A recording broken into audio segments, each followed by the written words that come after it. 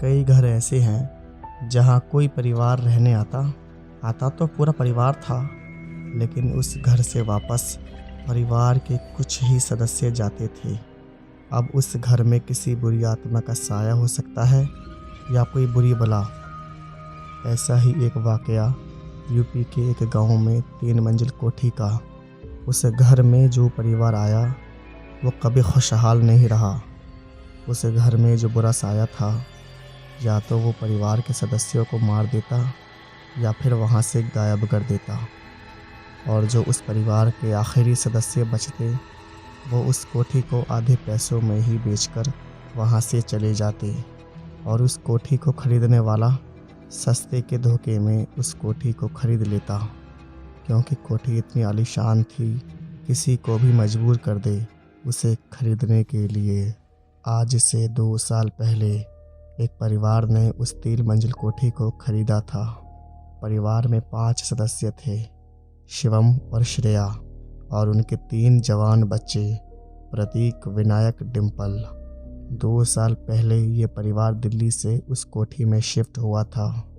शिवम एक इंजीनियर था, उसके पिताजी एक मंदिर में पुजारी थे और उसकी वाइफ श्रेया हाउसवाइफ थी। शिवम के तीनों बच्चे ही कॉलेज स्टूडेंट थे। उस घर में आने के बाद पूरा परिवार बहुत खुश था, पर वो इस बात से अनजान थे कि ये खुशी गम में बदलने वाली है। घर में आए हुए 2 दिन ही हुए थे, शिवम को उसके बिजनेस में लॉस होने लगा। शिवम के नए पड़ोसी उस घर की तरफ आना भी पसंद नहीं करते थे। शिवम और उसकी वाइफ श्रेया सोचते रहते थे कि ये पड़ोसी हमसे बात क्यों नहीं करते हैं, हमसे क्यों दूर दूर रहते हैं। हमारे पुराने मकान वाले पड़ोसी तो रोज़ हमसे बात करने आया करते थे। यहाँ के लोग कुछ अजीब हैं। और एक दिन श्रेया ने अपने एक पड़ोसी से पूछ ही लिया कि आप लोग हमें इस तरह घूर के क्यों देखते हो, हमसे बात भी नहीं करते हो।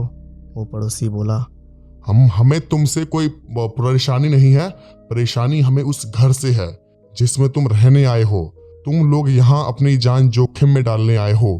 तुमसे पहले यहाँ कई परिवार आए, आता तो पूरा परिवार था, लेकिन यहाँ से वापस परिवार के कुछ ही सदस्य जाते थे। ये बात सुनकर श्रेया चौंक गई। उसे लगा कि वो पड़ोसी हमसे जल रहा है क्योंकि हमने इतना अच्छा मकान लिया है।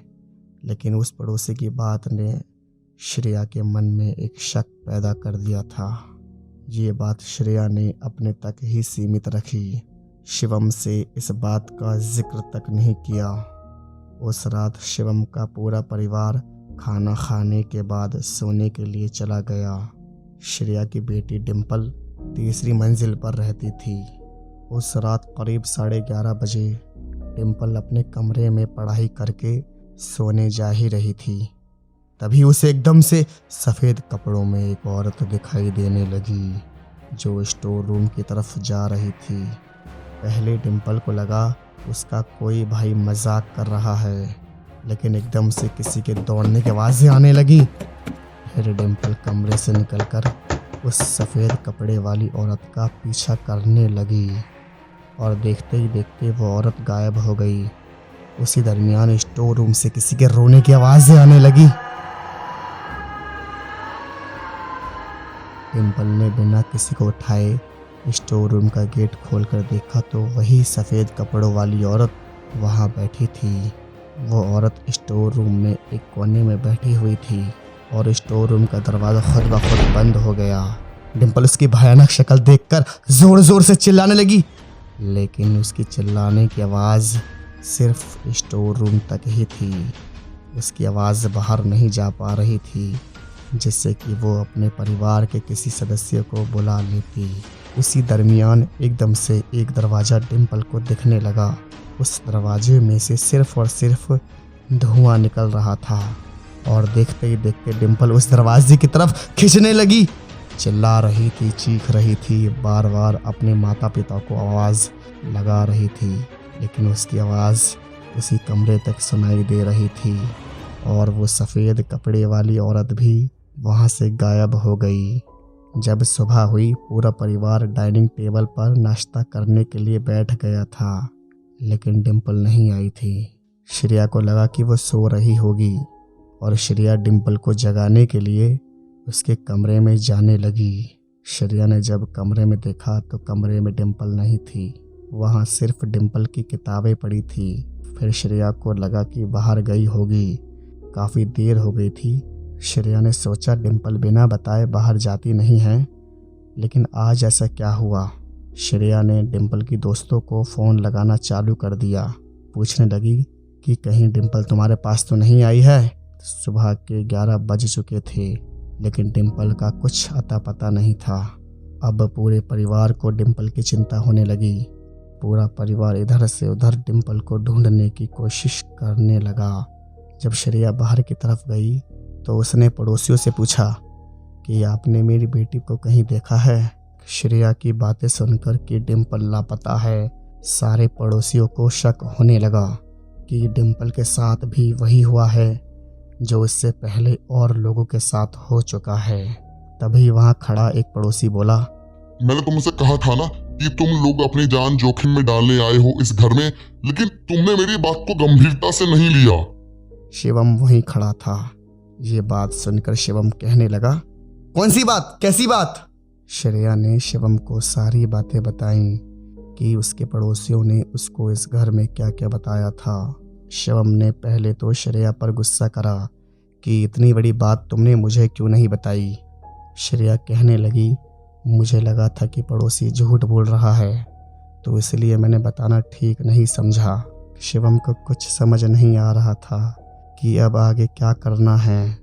शिवम ने अपने पिता को फ़ोन करा जो मंदिर में पुजारी थे। डिम्पल के लापता होने की खबर सुनकर शिवम के पिता घबरा गए।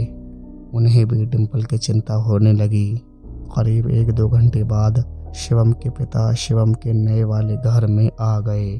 शिवम ने अपने पिता को सारा वाकया बताया।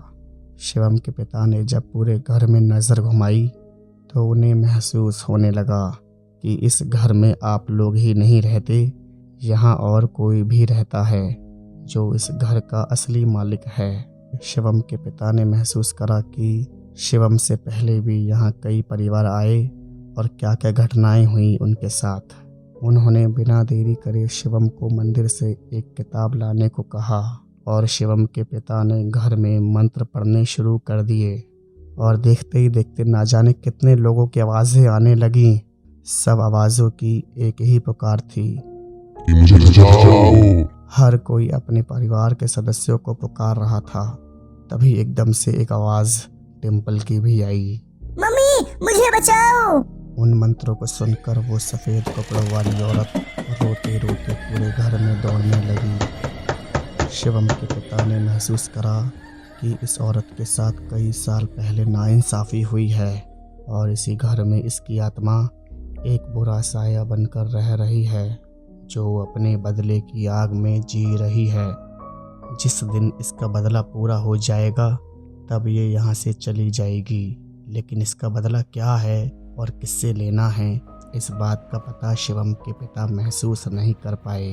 उन्होंने महसूस करा कि अभी तक इस आत्मा ने जितने भी लोगों को यहाँ से गायब करा है वो अब वापस नहीं आ सकती, क्योंकि ये उन्हें मार कर अपनी दुनिया में ले गई है और ना ही हम इस आत्मा को मार सकते हैं जब तक इसका मकसद पूरा ना हो जाए। शिवम के पिता ने शिवम को बोला कि जितनी जल्दी हो सके इस घर से निकलो और इस घर को बंद करवा दो, ताकि कोई और इस घर में आकर अपने परिवार के किसी सदस्य की जान ना गंवाए।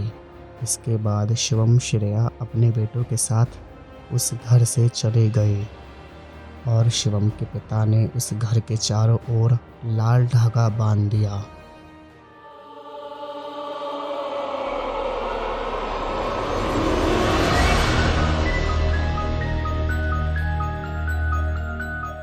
ऐसी घटनाएं कम देखने को मिलती हैं, लेकिन ये सारी ही घटनाएं सच पर आधारित होती हैं। मिलेंगे अगली कहानी में, जब तक के लिए आदाब।